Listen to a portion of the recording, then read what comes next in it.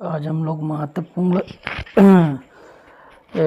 जो नाथ पंथ है उसके पेपर को सॉल्व कर रहे हैं और ये थर्ड सेमेस्टर का कंपलसरी पेपर है, माइनर पेपर है और यहाँ से बहुत सारे प्रश्न बनेंगे। तो नाथ पंथ के बारे में विभिन्न प्रकार के जो प्रश्न आए हुए हैं उसको सॉल्व करेंगे और इससे विभिन्न प्रकार के जो अन्य प्रश्न बनने वाले होंगे उनको भी हम लोग देखेंगे कि जो इस सेमेस्टर में थर्ड सेमेस्टर में आने की संभावना होगी उसके बारे में चर्चा करेंगे। तो देखिए, नाथ पंथ का संस्थापक किसे माना जाता है, तो इसमें मैंने टिक कर दिया है। नाथ पंथ का संस्थापक मत्स्येंद्र नाथ को माना जाता है। ठीक है, अब ये जो है क्या बोलते हैं, ये दूसरे गुरु हैं। ठीक है, जो नाथ संप्रदाय है इसमें पहले गुरु कौन है? आदिनाथ है। आपको ये ध्यान में रखना है, आदिनाथ पहले हैं। ठीक है, फिर दूसरे जो है मत्स्येंद्र नाथ हैं और तीसरे आपके कौन हैं? गोरखनाथ हैं। ठीक है, तो इसमें संस्थापक कौन है? संस्थापक ये माना जाता है कि मत्स्येंद्र नाथ हैं। ठीक है, क्योंकि आदिनाथ का नाम नहीं दिया है तो यानी मत्स्येंद्र नाथ हैं, उसके बाद गोरखनाथ आते हैं। अब मत्स्येंद्र नाथ की कुछ रचनाओं को यहाँ देख लीजिए, क्योंकि कभी कभी परीक्षा में और भी बनने वाले प्रश्न होंगे। तो यहाँ पर जो है मत्स्येंद्र नाथ की जो और रचनाएं हैं, यानी कि कौला योगिनी। ठीक है, कौला योगिनी जो है मत्स्येंद्र नाथ की रचना है। कुलानंद तंत्र। ठीक है, कुलानंद तंत्र ये भी जो है मत्स्येंद्र नाथ की रचना है। फिर आगे आप देखेंगे ज्ञान कारिका। ठीक है, ये भी मत्स्येंद्र नाथ की रचना है, ज्ञान कारिका।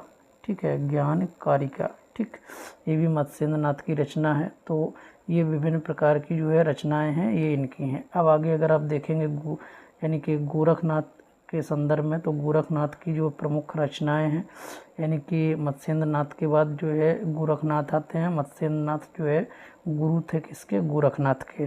तो अब गोरखनाथ की विभिन्न प्रकार की जो रचनाएं हैं, उनकी जो प्रसिद्ध रचना है आप देखेंगे, यानी कि गोरक्ष संहिता। ठीक है, ये आपको याद रखना है, गोरक्ष संहिता ये उनकी प्रसिद्ध रचना है। इसके अलावा गोरक्ष गीता। ठीक है, गोरक्ष गीता ये भी उनकी प्रसिद्ध रचना है।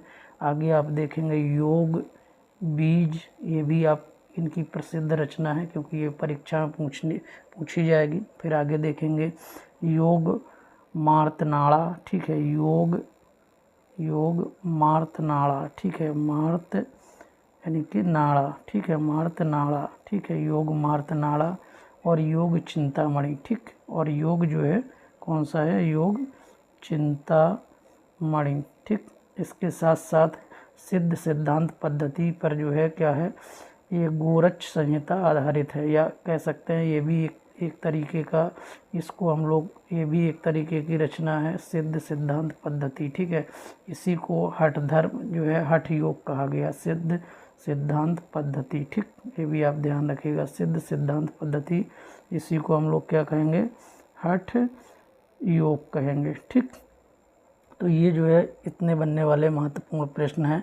अब आप बात करेंगे थोड़ी सी गोरखनाथ की, क्योंकि गोरखनाथ की उत्पत्ति के बारे में जान लेते हैं। गोरखनाथ की उत्पत्ति ऐसा माना जाता है कि ये स्त्री के गर्भ से नहीं हुई है, बल्कि इनकी उत्पत्ति जो है गोबर और गो, ठीक है, यानी गो द्वारा हुई है। गो द्वारा की जाने वाली रक्षा से हुई है, इसलिए इनका नाम क्या पड़ा है? यानी गोरक्ष पड़ा हुआ है।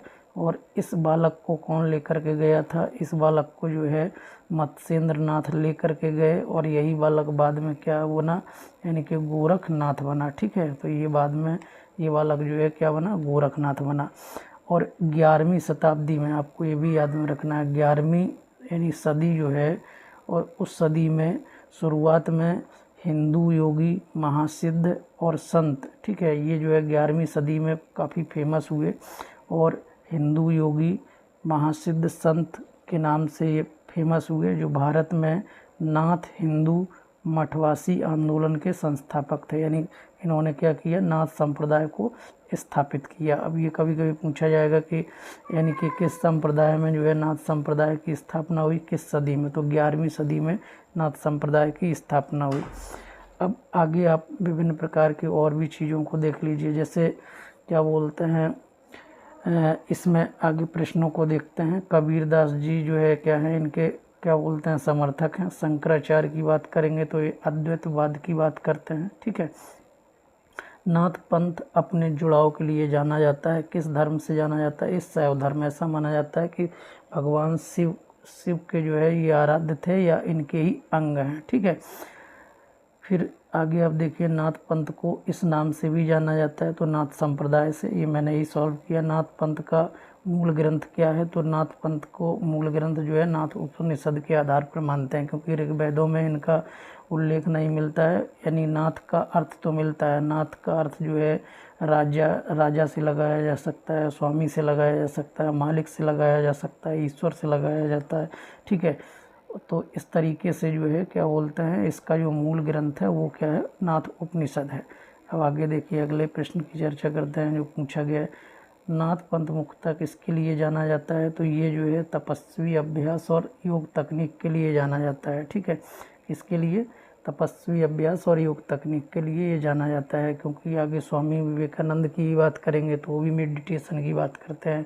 आगे जो है महात्मा बुद्ध की बात करेंगे तो वो भी जो है यानी कि तपस्या की बात करते हैं, तब उनको ज्ञान की प्राप्ति हुई थी। तो इसमें जो भी व्यक्ति सिद्ध पुरुष होगा, ठीक है, तो वो जो है उसको क्या होगा? ज्ञान की प्राप्ति होगी और वो मेडिटेशन या उससे होगी। नाथ पंथ साधकों का प्राथमिक उद्देश्य क्या है? तो प्राथमिक उद्देश्य इनका क्या है?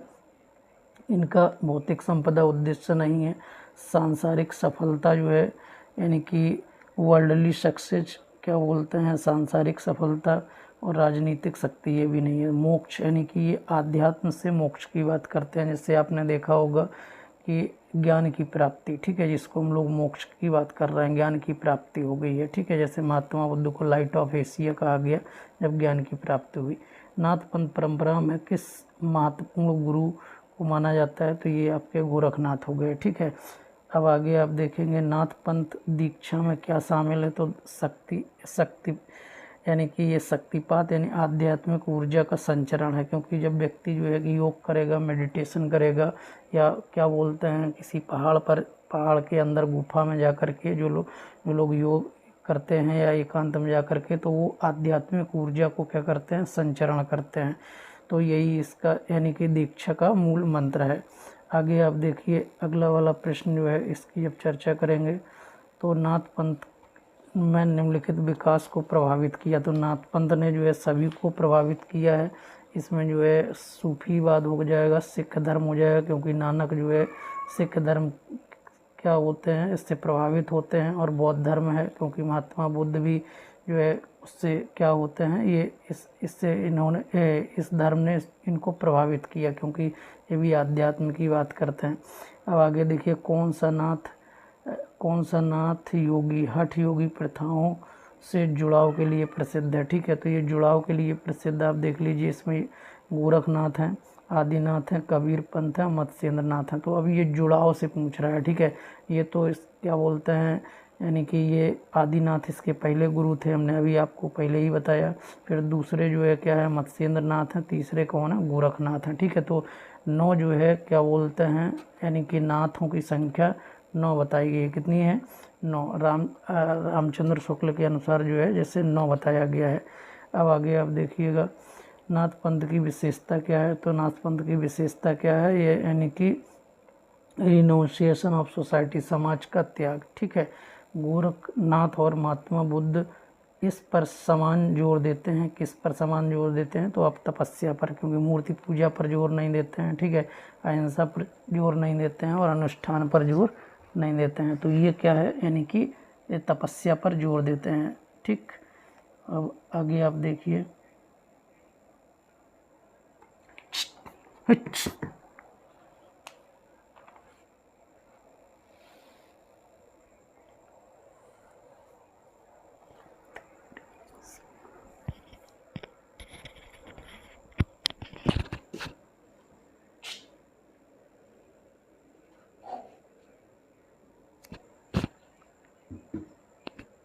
भाग गई बिल्ली।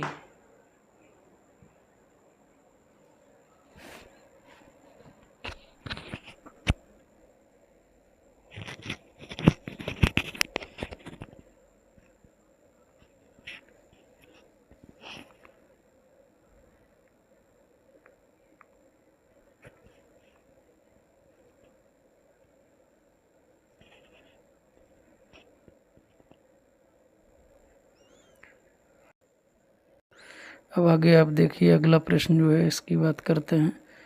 तो अगला प्रश्न जो है पूछा गया, गोरखनाथ और स्वामी विवेकानंद दोनों इसकी वकालत करते हैं। तो किसकी वकालत करते हैं? ये है मोनास्टिक लाइफ। ठीक है, अब इसमें ध्यान रखिए मठवासी जीवन। मठवासी जीवन का मतलब है यानी तपस्या करना और जो है आध्यात्म से ज्ञान की प्राप्ति करना। यानी monastic life is a religious way. ठीक है, ये रिलीजियस वे है यानी कि धर्म के रास्ते पर चलने वाला religious way of life where people dedicated themselves to spiritual work, जहाँ व्यक्ति क्या करता है? स्पिरिचुअल वर्क करता है। स्पिरिचुअल वर्क यानी आध्यात्मिक कार्य करता है। वर्क एंड जो है separate from the widely persist. ठीक है, तो जो है क्या बोलते हैं, व्यापक रूप से इसको परसिस्ट करने के लिए। गोरखनाथ और परमहंस योगानंद दोनों इसका महत्व पर बल देते हैं। तो किसके? मेडिटेशन के। ठीक है, तो ये आपको ध्यान रखना है क्योंकि ध्यान महत्वपूर्ण है, इसी से क्या होता है यानी ज्ञान की प्राप्ति होती है।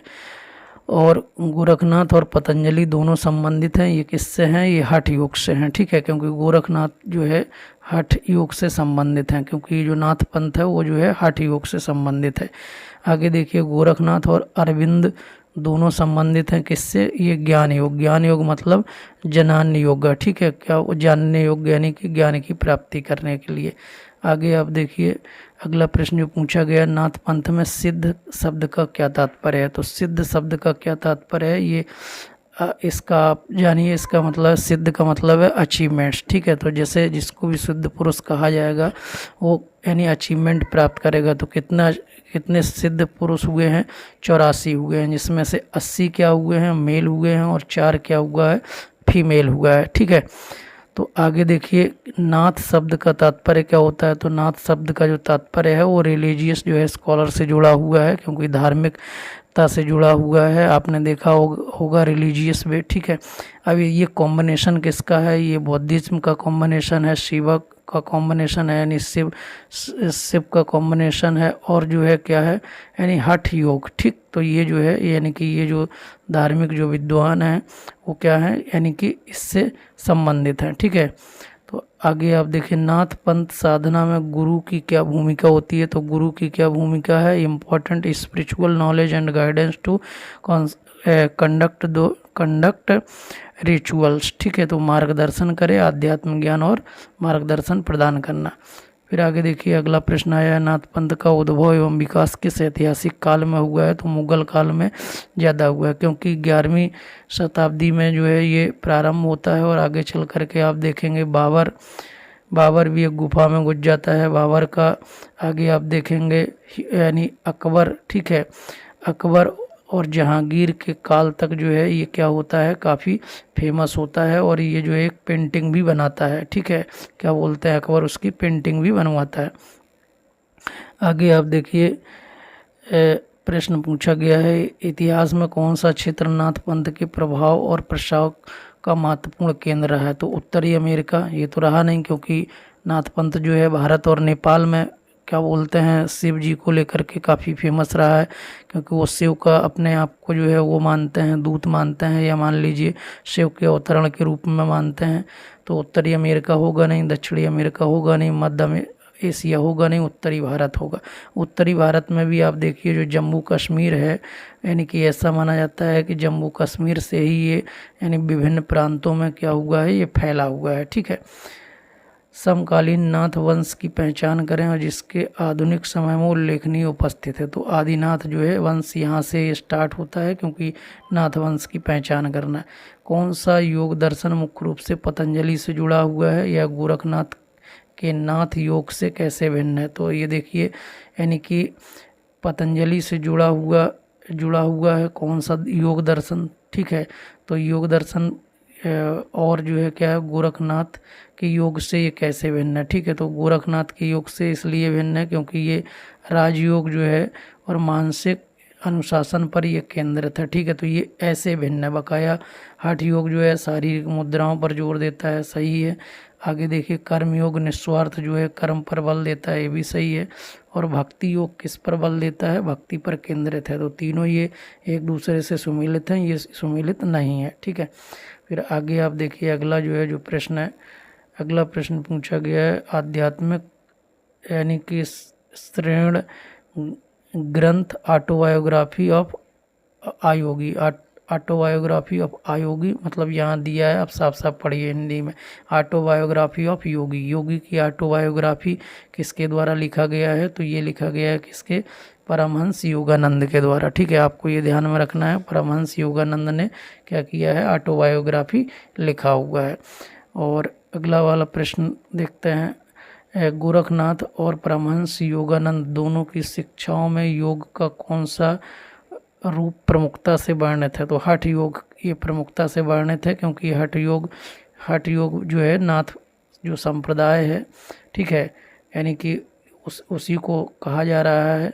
और ये जो है क्या बोलते हैं, परमहंस योगानंद ने जो है इन्हीं की ऑटोबायोग्राफी लिखा हुआ है, किसकी, गोरखनाथ की। ठीक, परमहंस पारंपरिक भारतीय आध्यात्मिकता को आधुनिक दर्शन के साथ संश्लेषित करने के लिए किसे जाना जाता है, तो गोरखनाथ को जाना था, क्योंकि आधुनिक दर्शन की बात किया गया है तो आधुनिक दर्शन के साथ संश्लेषित जो किया गया है वो गोरखनाथ के द्वारा किया गया है। आगे देखिए, निम्नलिखित में से कौन सा एक प्रसिद्ध नाथ योगी नाथ साहित्य में अपने योगदान के लिए जाना जाता है, तो गोरखनाथ को जाना जाता है। अब आगे देखिए, अगला प्रश्न जो है ये पूछा गया है, नाथ परंपरा में सिद्ध किसे माना जाता है, तो सिद्ध का मतलब होता है निपुण व्यक्ति, यानी जिसको ज्ञान की प्राप्ति हो गई हो, यानी कि वह बहुत सिद्ध पुरुष होता है। ठीक है, आगे आप देखिए, कौन सा ग्रंथ नाथ पंथ के दर्शन और प्रथाओं के लिए मूलभूत माना जाता है, तो ये नाथ संप्रदाय हो गया। कौन सा शासक नाथ पंथ और उसके अनुयायियों का समर्थन करने के लिए जाना जाता है, तो अकबर। जैसा हमने आपको बताया, ये गोरखतरी जो है मठ का संरक्षण किया, और इसके साथ ये संरक्षण जो है औरंगजेब तक क्या हुआ, यानी कि ये औरंगजेब के शासनकाल तक जो है आगे बढ़ता रहा। तो आगे आप देखिएगा, हर्ष होगा नहीं, अशोक होगा नहीं, औरंगजेब तक ये आगे बढ़ा, तो अकबर के समय जो है ये माना गया, क्योंकि उसने पेंटिंग बनवाई थी। नाथ पंथ जो है साधना का कौन सा पहलू अभ्यासकर्ता के भीतर आध्यात्मिक ऊर्जा के जागरण से संबंधित है, तो आध्यात्मिक ऊर्जा का जागरण का केंद्र क्या है, ध्यान है। ठीक है, मेडिटेशन है, और मेडिटेशन से ही क्या होता है, आध्यात्मिक ऊर्जा का संचरण होता है। ठीक है, उसी से जो है यानी कि आध्यात्म से ही, ध्यान से ही कुंडलियाँ क्या होती हैं, जागृत होती हैं। तो अब आगे देखिए, अगला प्रश्न जो है पूछा गया है, किस काल में नाथ पंथ को कुछ शासकों की चुनौती और प्रतिबंधों का सामना करना पड़ा, तो आगे आप देखेंगे ये जो है इसके लिए जो है ये मौर्य काल नहीं है, गुप्त काल नहीं है, मुगल काल होगा। ठीक है, क्योंकि बाद में जो है यानी आप देखेंगे यहाँ पर 16वीं शताब्दी में जो है धार्मिक मान्यताओं को क्या किया गया, आघात पहुँचाया गया। ब्रिटिश सरकार आई और ईसाई मिशनरियों ने इसको क्या किया, आघात पहुँचाया है।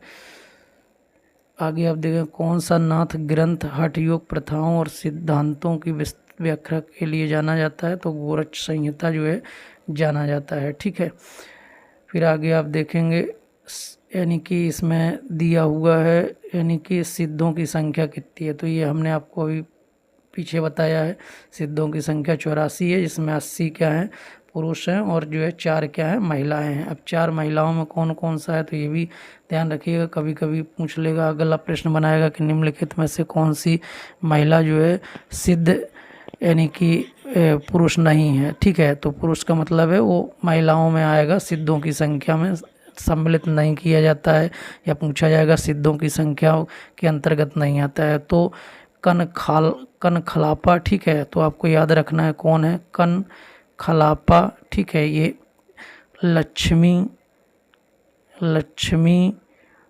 करा, ठीक है, लक्ष्मी करा, और मणिभद्रा यानी कौन है, मणिभद्रा। ठीक है, और मेखलापा, आपको ये ध्यान में रखना है, और कौन है, मेखलापा। ठीक, तो मेखलापा। ठीक है। तो 4 जो है महिलाएं क्या हैं, यानी सिद्धों की संख्या में आती हैं। टोटल सिद्धों की संख्या कितनी है, 84। अब कभी कभी ऐसा भी प्रश्न बन सकता है, जैसे मैंने यहाँ पर लिख दिया है कि 84 जो है सिद्धों में प्रथम सिद्ध जो है किसे माना गया है, तो सरापा को माना गया है, और हिंदी के ये प्रसिद्ध कवि थे। ठीक है, तो ऐसा भी प्रश्न आ सकता है कि सिद्धों की 84 जो संख्या है उसमें प्रथम सिद्ध किसे माना गया है, तो सरापा को माना गया है। ठीक, आगे आप देखिए अगला जो है नाथों की संख्या कितनी है, तो नाथों की संख्या हमने आपको शुरुआत में ही बता दिया, नाथों की संख्या 9 है। इसमें पहली बात करेंगे तो पहले आदिनाथ हैं, फिर मत्स्येंद्र नाथ हैं, फिर गोरखनाथ है, ऐसे करके इनकी संख्या कितनी है, 9 है। ठीक है, अब आगे चलिए, आप आगे जो है ऋग्वेद में नाथ शब्द का अर्थ, तो ये हम आपको पहले ही बता चुके हैं। नाथ का मतलब होता है जैसे सृष्टिकर्ता, ज्ञाता। ठीक है, ये है नाथ का अर्थ जो है राजा है, प्रभु है, स्वामी है, ईश्वर है। ठीक है, तो जैसे आपने एक नाम सुना होगा दीनानाथ। ठीक है, दीनानाथ, तो ठीक है, तो क्या है, दीनों के नाथ हैं। ठीक है, दीनों के नाथ मतलब यानी कि जो है उनके जो है राजा मान लीजिए, या क्या बोलते हैं, उनका ईश्वर मान लीजिए। अब भक्ति आंदोलन की अगर बात करेंगे तो संत कबीरनाथ, जो हमने आपको पीछे जो प्रश्न बताया है, कबीरनाथ योगियों के बहुत प्रशंसक यानी कि योगियों की नाथ जो है, कबीर जो है नाथ योगियों की बहुत प्रशंसा करते थे। ठीक है, तो हमने आपको पीछे जो प्रश्न बताया है कि कौन जो है क्या था उसका यानी कि समर्थन करता है, तो वो जो है ये है। अब देखिए कभी कभी आपने क्या बोलते हैं, जो साधु लोग होते हैं उनके मुंह से सुना होगा अलख निरंजन। ठीक है, ये किस अवस्था को कहा जाता है, तो जब वैराग्य उत्पन्न हो जाता है, यानी कि ज्ञान की प्राप्ति व्यक्ति को हो जाती है, कह लीजिए वो जो है ज्ञान की प्राप्ति के लिए निकल जाता है खोज में, तो वो जो है क्या कहता है, यानी कि अलख निरंजन शब्द का प्रयोग करता है। ठीक है, तो अब आपको ये ध्यान में रखना है कि अलख निरंजन जो है, जो ये शब्द है, यानी कि इसका अर्थ क्या होता है, तो अलख का अर्थ होता है जिसे देखा यानी समझा नहीं जा सकता है, यानी जिसे देखा समझा ना जा सके, यानी कि ये अलग हो गया। मतलब आप कह सकते हैं निरंकार है। ठीक है, यानी कि या कह सकते हैं वो निर्गुण है। ठीक है, निर्गुण है। ठीक, निर्गुण है। ठीक है, निर्गुण ब्रह्म से भी हम इसका अर्थ लगा सकते हैं। और निरंजन का अर्थ होता है बिना दाग वाला। ठीक है, निरंजन का क्या अर्थ है, बिना दाग वाला।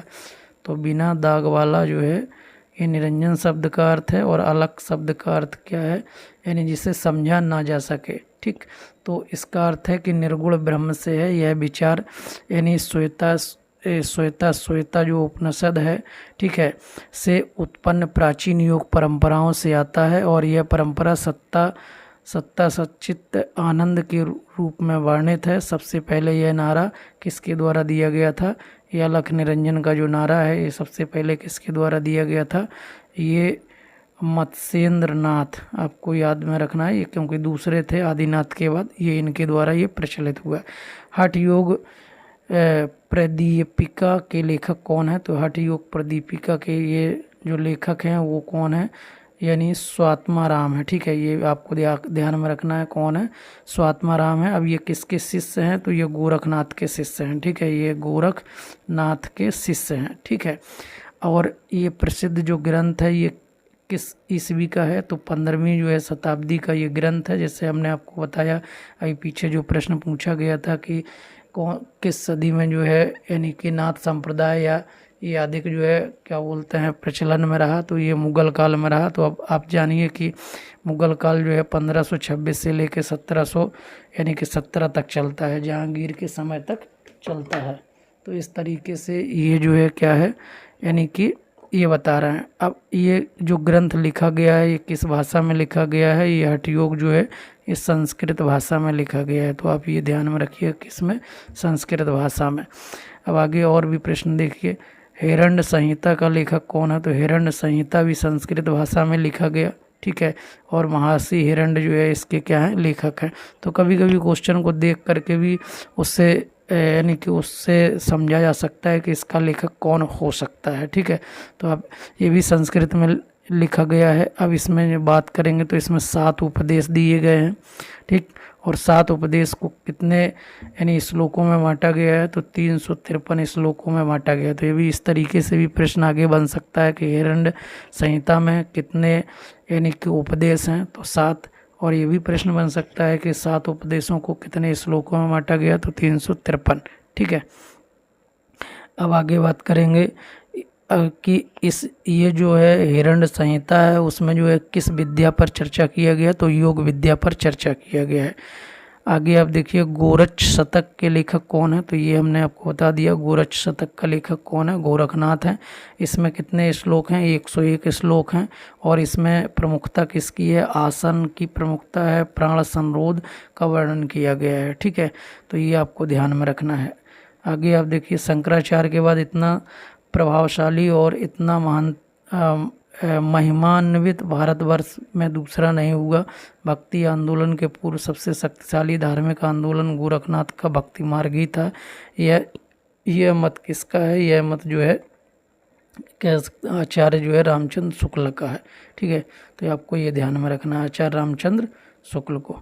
फिर आगे आप देखिए अगला प्रश्न जो पूछा गया है, गोरखनाथ की रचनाओं का संकलन किस नाम से जाना जाता है, तो गोरखवाणी के नाम से जाना जाता है। ठीक है, ये आपको ध्यान में रखना है, गोरख यानी वाणी। अब ये सवाल बन सकता है कि गोरखवाणी किसके द्वारा लिखा गया है, तो डॉक्टर जो है जो पीताम्बर दत्त। ठीक है, पीताम्बर दत्त जो है ये कहें बांथवाल के द्वारा दिया गया है। यानी इन्होंने इसकी गोरखनाथ की रचनाओं का संकलन किया जिसे गोरखवाणी के नाम से जाना गया है। ठीक है, तो ये आप ध्यान में रखिएगा। अब देखिए अगले प्रश्न को हम देखते हैं। ये अगला प्रश्न है, हठ योग में हा और ठा का अर्थ क्या है। बहुत ही महत्वपूर्ण प्रश्न है। इसमें हा का अर्थ है सूर्य और ठा का अर्थ है चंद्रमा। अब अगर कभी कभी परीक्षा में ये ना दे सूर्य और चंद्रमा, तब इसका अर्थ क्या लगाएंगे, तो हा के और भी अर्थ होते हैं। जैसे ये पंगला, आपको ये ध्यान रखना है, पंगला नाड़ी, ये भी दे सकता है परीक्षा में, या सूर्य, या दाई नासिका। ठीक है, या दाई नासिका। ठीक, तो आपको ये ध्यान में रखना है। हो सकता है इस बार सूर्य दिया है, अगले बार दाई नासिका दे दे या पंगला नाड़ी दे दे, तो आपको ध्यान में रखना है। ठा का अर्थ क्या है, तो ठा का अर्थ चंद है। इसके अलावा और भी क्या बोलते हैं, इसके अर्थ हो सकते हैं। जैसे इसके अर्थ जो है, यहाँ दाई नासिका है तो यहाँ बाई नासिका हो जाएगा। ठीक है, बाई नासिका। ठीक, और यहाँ क्या बोलते हैं पंगला नाड़ी है तो यहाँ जो है ईडा नाड़ी हो जाएगा। कौन सा, ईडा नाड़ी। ठीक है, तो ठा का अर्थ ईडा नाड़ी भी होगा। ठीक है, यहाँ बाई नासिका भी होगा और चंद भी होगा। ठीक है, तो ठा के 3 अर्थ हैं। चंद हो सकता है, ये क्या हो सकता है, यानी कि बाई नासिका हो सकता है, और ईडा नाड़ी हो सकता है। तो ठा का अर्थ क्या हो सकता है, सूर्य हो सकता है, पंगला नाड़ी हो सकता है, और यानी दाई नसिका हो सकता है, यानी यहाँ से आने वाली सांस। ठीक है, अब आगे देखिए, आचार्य रामचंद्र शुक्ल ने गोरखनाथ के प्रमाणिक ग्रंथों की संख्या कितनी बताई है, तो ये 9 है। अब यहाँ 9 ऑप्शन में नहीं है, इसलिए नियर अबाउट आप ऑप्शन कितना लगाएंगे, 10 लगाएंगे।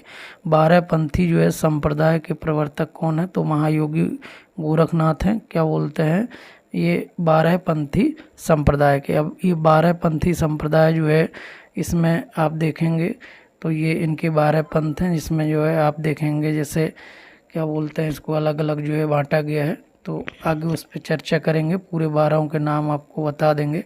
फिर आगे देखिएगा, कौल मत के प्रवर्तक कौन है, तो गोरखनाथ हैं। ठीक है, क्योंकि कौल मत क्या है, यानी कि ये जो है संप्रदाय जो है, इस संप्रदाय जो है इसी से जुड़ा हुआ है, और इसकी जो प्रधान पीठ है वो पीठ कामाख्या में। ठीक है, कामाख्या में इसका जो है, यानी कि कामाख्या, ये आप जान रहे हैं कहाँ है, असम में। ठीक है, तो असम में कामाख्या देवी का मंदिर है। तो यानी कि क्या बोलते हैं, जो कामाख्या क्षेत्र था। ठीक, तो ये जो है क्या है, यानी कि ये जो है उससे जुड़ा हुआ क्षेत्र था, और यहाँ से ही यानी भारतवर्ष में अन्य क्षेत्रों में ये क्या हुआ, ये जो नाथ संप्रदाय है गोरखनाथ का, ये इसका जो है क्या हुआ, ये फैला हुआ।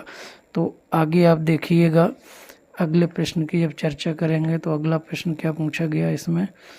अगला प्रश्न जो है, अगला प्रश्न देखिए, अगला प्रश्न आया है कि इसमें दिया हुआ है निम्नलिखित में से कौन सा नाथ पंथ से संबंधित है। ठीक है, तो बैराग पंथ नाथ पंथ से बैराग पथ जो है नाथ पंथ से संबंधित नहीं होगा, कौल मत होगा। ठीक है, यहाँ पर क्योंकि अभी हमने आपको बताया कौल मत जो है किससे संबंधित है, यानी कि हठ धर्म से है या नाथ पंथ से संबंधित है, क्योंकि कौल मत जो संप्रदाय है वो जो है इसी नाथ पंथ का संप्रदाय है, यानी इसी से जो है क्या होता है कि एक कामाख्या जो यानी कि पीठ थी वहाँ से ये पूरे जगह माना जाता है कि फैलता है, क्योंकि ये नेपाल में भी आप जानते हैं जो काठमांडू है पशुपतिनाथ जो मंदिर है वो शिव का काफ़ी फेमस है। तो जो संप्रदाय है ये यानी क्या होते हैं, शिव जी को अपना जो है इष्ट देव मानते हैं, या उसी का जो है ये मानते हैं कि हम जो है उसी के समरूप हैं। ठीक है, आगे आप देखिए जो यानी कि 12 पंथी है, यानी नाथ पंथों की 12 जो शाखाएं हैं उसकी बात किया गया है। तो 12 पंथ में आप देखेंगे कौन सा जो है इसमें है, तो नाथ पंथ से संबंधित जो 12 पंथी शाखाएं हैं उसमें आप देखिएगा, यानी कि एक कौन सा है, एक जो है सत्यनाथी है, सत्यनाथ। ठीक है, दूसरा धर्मनाथ। ठीक है, धर्मनाथ। तीसरा है बैराग। ठीक है, बैराग।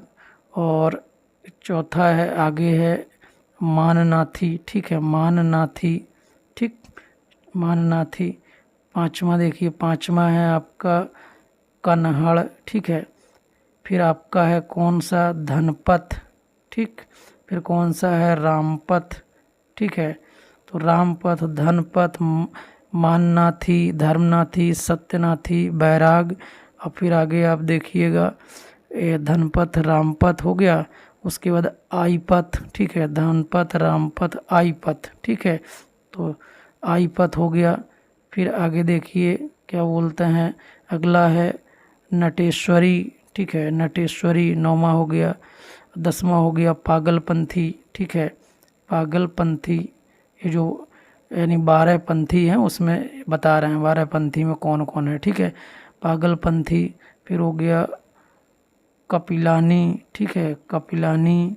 और फिर कौन सा है यानी गगनाथी। ठीक है, गगनाथी। ठीक, तो ये जो 12 पंथी है यानी 12 पंथी। ठीक, तो जो नाथ पंथ की 12 शाखाएं हैं वो ये 12 शाखाओं के नाम हैं, आपको याद करना है, याद कर लीजिएगा।